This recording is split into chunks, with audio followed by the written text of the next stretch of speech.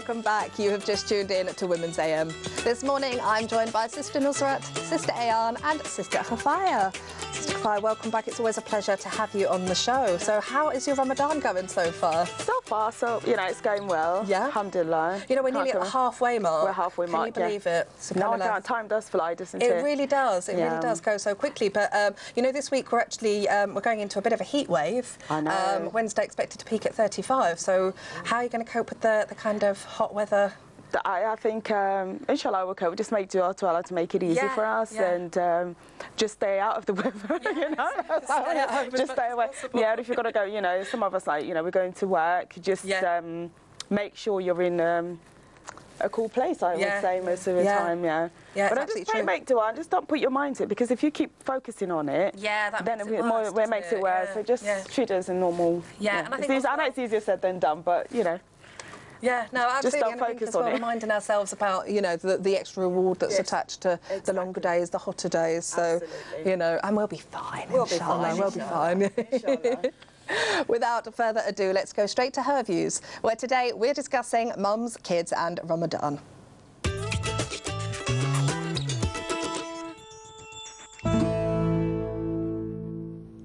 Women in general, and mothers in particular, are very good at multitasking.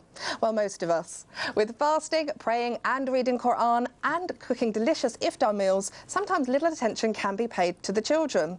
Children love Ramadan, and there are many ways to make this month a memorable one for your children.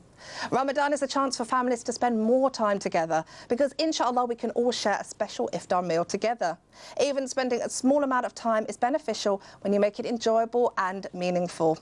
This is a live discussion, so if there are any mums out there who'd like to share their experiences, or maybe you remember something that your mum used to do for you that made Ramadan special, then please do call in. The number is on your screen now, or you can tweet us at Islam Channel, #WAM15.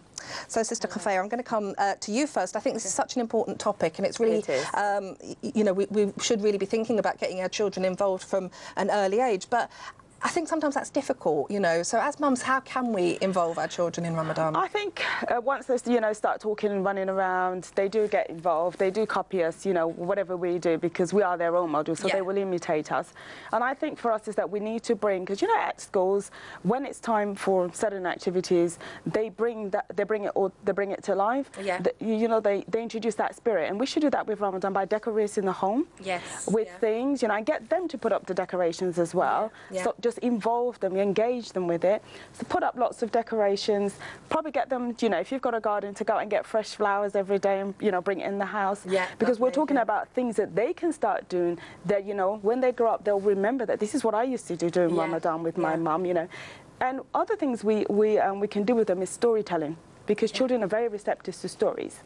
So tell them a story about, you know, what was your experience when you were growing up? Like with Ramadan. I remember for me, it's like every morning we had these men going around battling a thing, waking us up for suhoor, and they'll be singing nasheeds. You know, it was really lovely. It was really lovely. So you didn't need an alarm clock to wake up. This is back in Nigeria. Oh, wow, that's amazing. So I remember that, you know, and then everybody will wake up, you know, some of them will join in, and then, you know, they give them some money, and then we go back and we have suhoor. And the beautiful thing is to wake them up. And with the noise, most of the kids will wake up.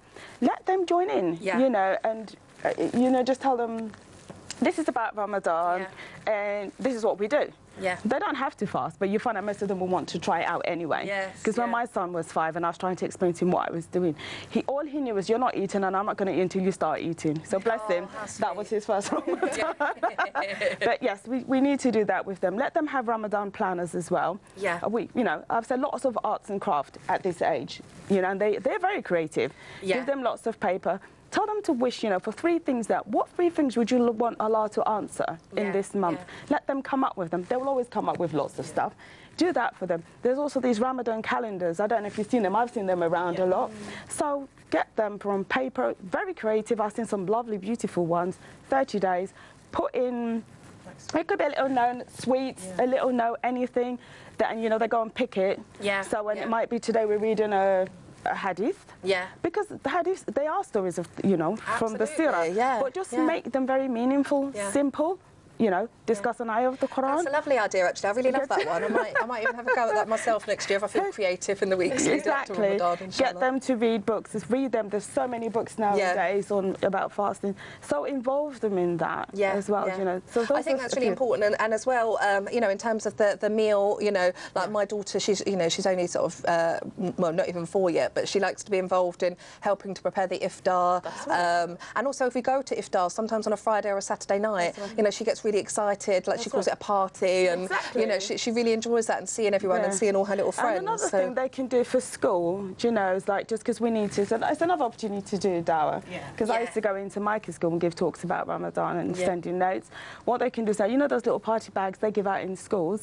They can give out Ramadan bags. You put, you know, put in some sweets or something and put a little note in there, just about 3-4 lines to explain what Ramadan is all about. I think you don't that's think the children would really, really love that? I do think that's a lovely idea, but I think sometimes what I find in Ramadan is just kind of having the time to sort of do all these things. And I think, you know, there can be a lot of challenges for mothers in terms of trying to engage, you know, trying to engage their children. Ayan, what do you think is the biggest challenge for mothers?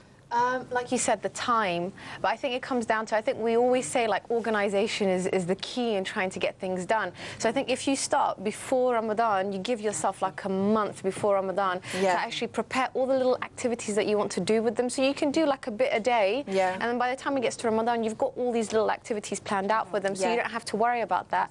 But also kind of take it easy, you know, I mean, it is Ramadan, but at the end of the day, you don't need to make like these big elaborate meals. Keep it simple. Keep it to the sunnah in any case, because the Prophet ﷺ and the Sahaba didn't have much, so their iftar was very simple. You can keep the iftar simple, so you free up that time and that energy to do other things. But also, you know, if it's during the weekday, if you're having your kids stay up for iftar on the weekends to make it a special time, during the weekday, use that time to put them in bed early so that you've got time for your own ibadah. So whether that's reciting or memorizing or doing some extra prayers, you can use that time to do it. And so I think it just comes to kind of prioritizing and putting things in nice little sort of time slots so that you're not overwhelming yourself. I think that's a really good tip, actually, because I think sometimes making the best of family time during Ramadan, you know, it can be difficult, and there's so much that we have to do and so many pulls on our time. This can be a real challenge. Sister Nusrat? It is a real challenge as well, particularly for the mothers, but we shouldn't forget that fathers also play a tremendous role in ensuring that family time is maximised, particularly during Ramadan. I don't care if you're busy at work,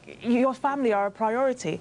So one of the things you can do, for example, is dinner and iftar. Spend some time, quality time, with not just the family collectively, but individually. That way you'll find out more about your child. Dinner and iftar is a good opportunity to kind of engage with the family, talking about things that actually affect the ummah, even talking about what you may have learned in your spare time during that time of Ramadan, during the daytime. Because technology plays a part in distancing each other as well. Even with children, you'll find that children are busy playing on their Nintendos or any of their gadgets. So iftar is a time to kind of have a community sit and actually understand your child, as well as enjoy a quality time.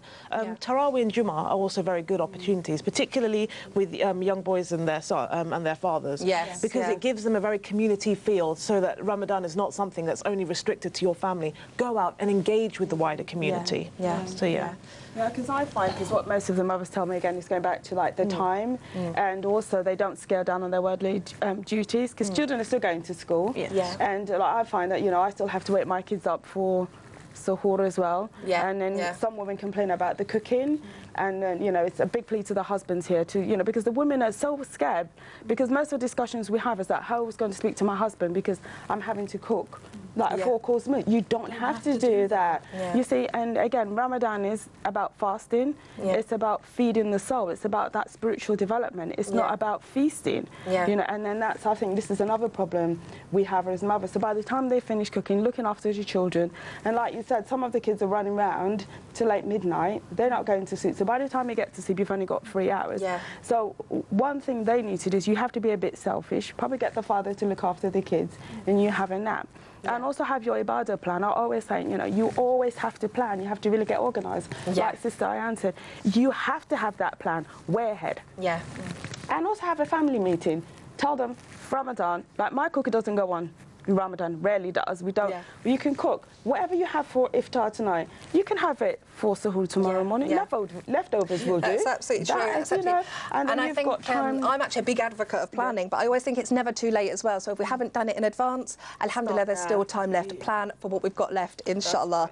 This is such a useful discussion, and I pray that you're getting some benefit from this. We're off to a quick break now, but we'll return in a few minutes, and we'll be sharing some practical tips to involve the children, inshallah. Just before we go, here are the details of this week's competition.